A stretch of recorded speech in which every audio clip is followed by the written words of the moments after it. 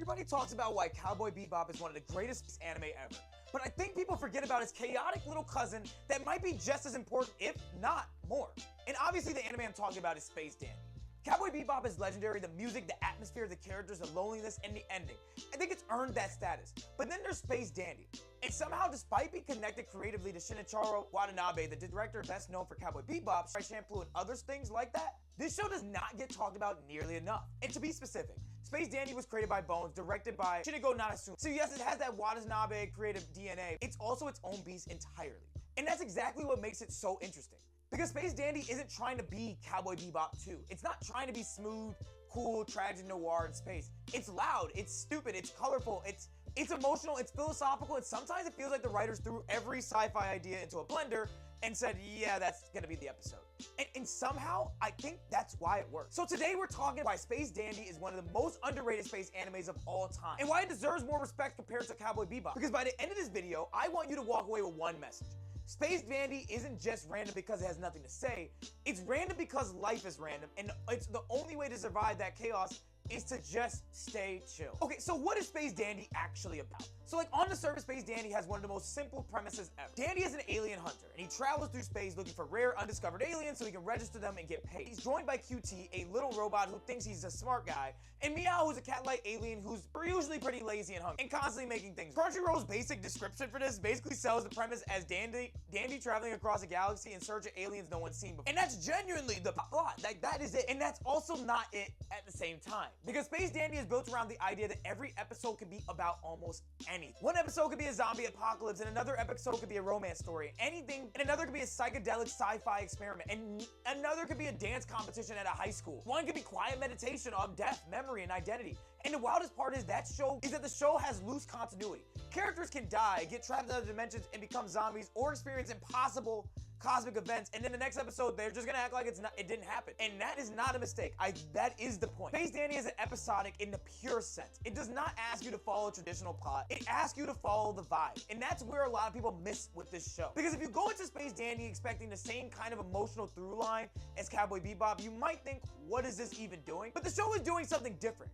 Cowboy Bebop is about people who cannot escape their past. Space Dandy is about a man who can barely remember what happened last episode. And somehow that becomes the philosophy. So when you compare Space Dandy to Cowboy Bebop, why that comparison even matters? The comparison to Cowboy Bebop is kind of unavoidable. Both are space animes, both have bounty hunter energy, both are evolved lonely weirdos moving through strange worlds, and both have killer music and a strong style. And both also tied to Watanabe's creative world. But the emotional direction is completely different. Cowboy Bebop is about memory. Spike is haunted by Julia. Jet is haunted by the past as a cop. Faye is haunted by a life she literally can't remember. Ed is the only one who could truly feel free. And even she eventually leaves the ship. That show is built on absence. Everyone is chasing something that they've already lost. But Space Dandy is almost the exact opposite because Dandy's not haunted by his past. Dandy is barely concerned about the future. Dandy exists in the now.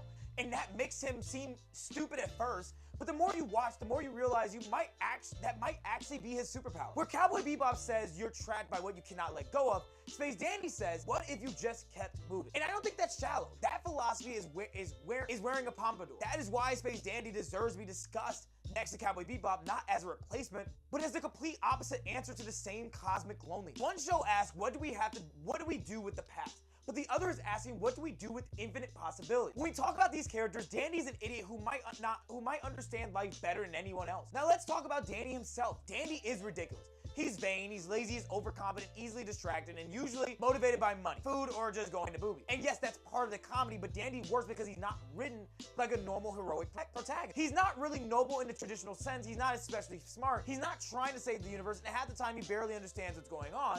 But that's what makes him stand out, is that Dandy is a character who moves through the universe without trying to control it. The show is obsessed with alternate timelines, death, identity, and cosmic absurdity.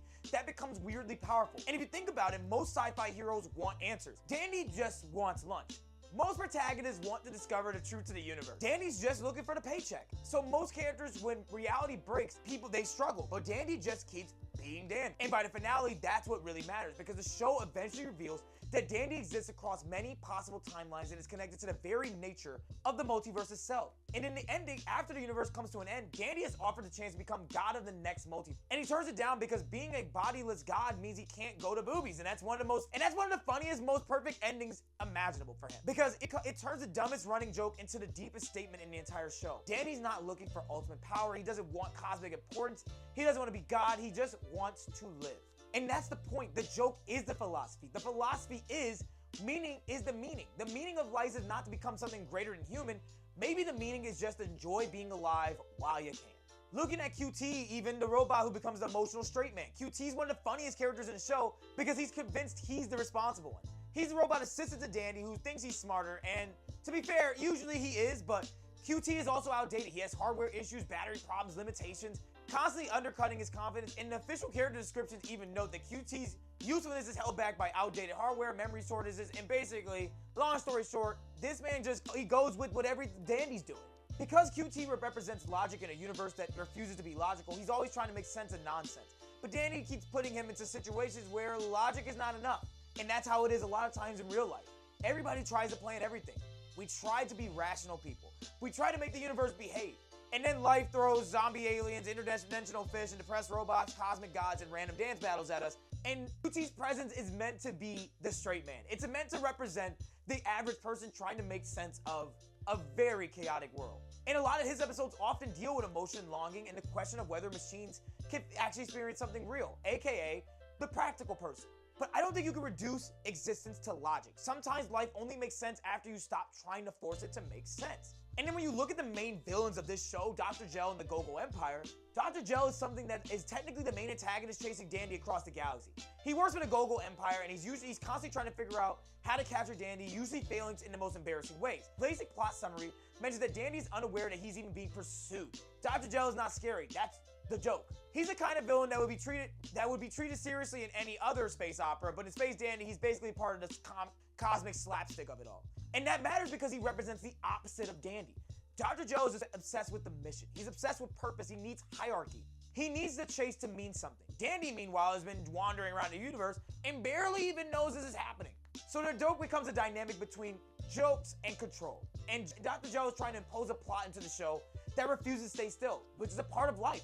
He wants Space Dandy to become a traditional sci-fi pursuit story, but the show keeps saying, nah, we're just gonna be doing anything but. And I think that's brilliant because not having a centralized villain or kind of a silly centralized villain in a show like this really just shows the craziness of the world and how chaos really wins in the long run.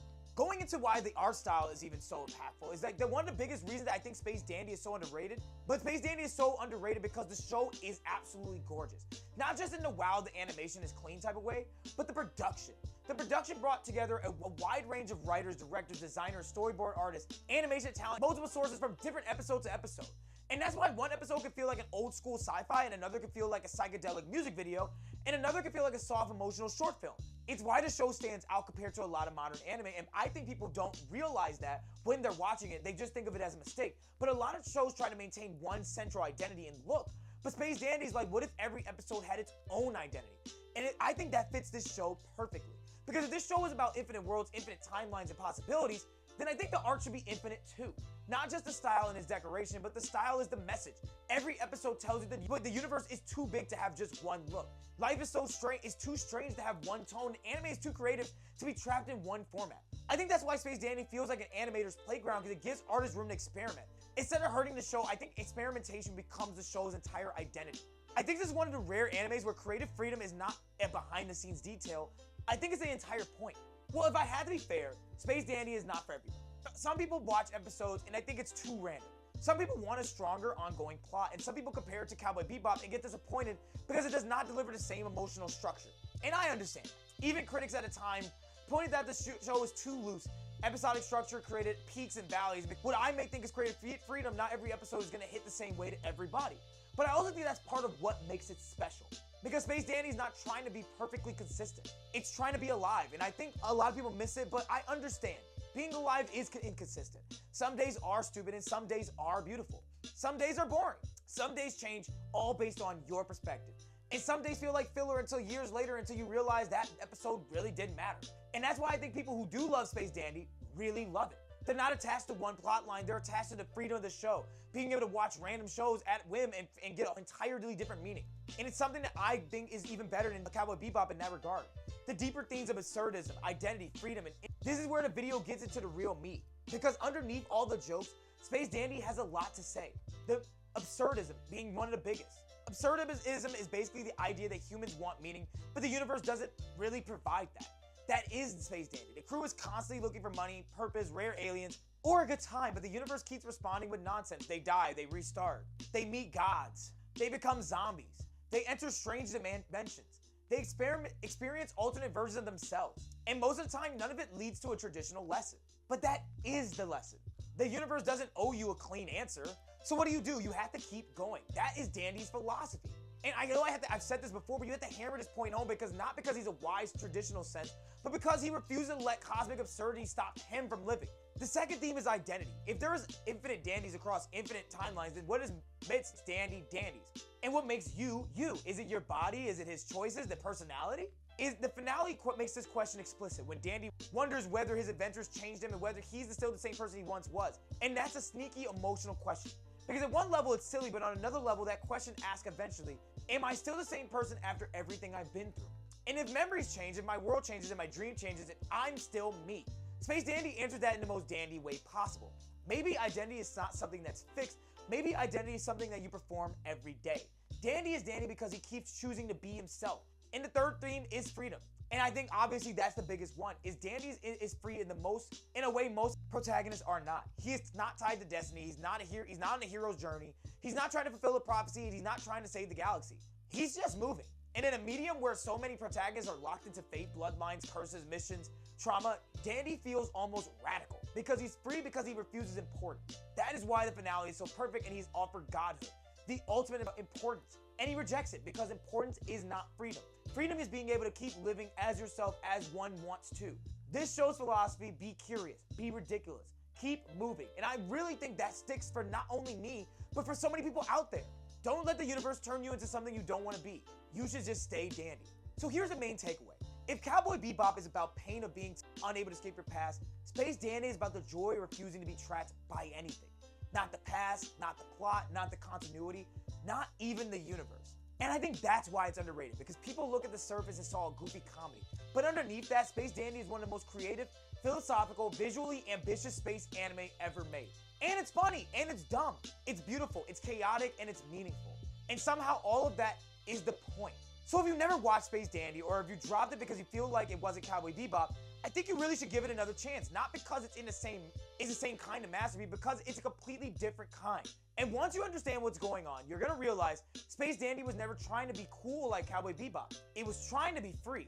And honestly, that might even make it more dandy. But let me know what you guys think. Check out the video above if you want to learn more about the ending of Chainsaw Man and how the ending of Chainsaw Man also relates kind of to Cowboy Bebop in a way, and how absurdity is a theme in a lot of animes right now, and I think people should really explore it. So let me know if you want to watch that video. And comment down below if you've already seen Space Dandy, or if you are more of a fan of Cowboy Bebop, and let me know why. I make daily anime and manga videos, so let me know what I need to be talking about next.